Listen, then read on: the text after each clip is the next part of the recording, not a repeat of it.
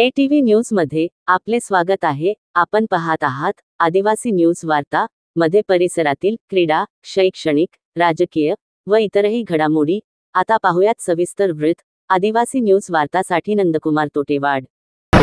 काल सायंकाळी 6 वाजताच्या सुमारास माहूर तालुक्यातील दुर्गम डोंगराळ भागातील इवळेश्वर परिसरातील ही दृश्य आहे। काल या परिसरामध्ये सायंकाळी 6 वाजता सुसाटाचा वेगवान वारा आणि प्रचंड पावसामुळे शेतकऱ्यांचं प्रचंड नुकसान झालेलं आहे। या गावातील काही शेतकऱ्यांच्या घरासमोरील वृक्ष उन्मळून पडले, काहींच्या छताचंही प्रचंड नुकसान झालं, तर दुसरीकडे शेतशिवारातील अनेक झाडे या पावसाच्या दणक्यामुळे उन्मळून पडलेली आहे। प्रचंड असं भीतीचं वातावरण काल सायंकाळी या गावामध्ये निर्माण झालं, कारण पावसाचा आणि वाऱ्याचा प्रचंड असा वेग होता। अनेक नागरिक भयभीत झाले।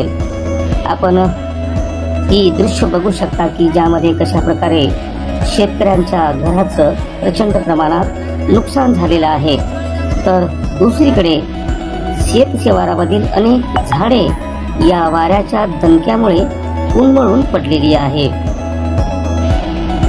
आज सकाळीच माहूर महसूल प्रशासनाचे अधिकारी कर्मचारी इवळेश्वर गावात पोहोचणार असून नुकसानग्रस्त भागाची पाहणी करणार आहे।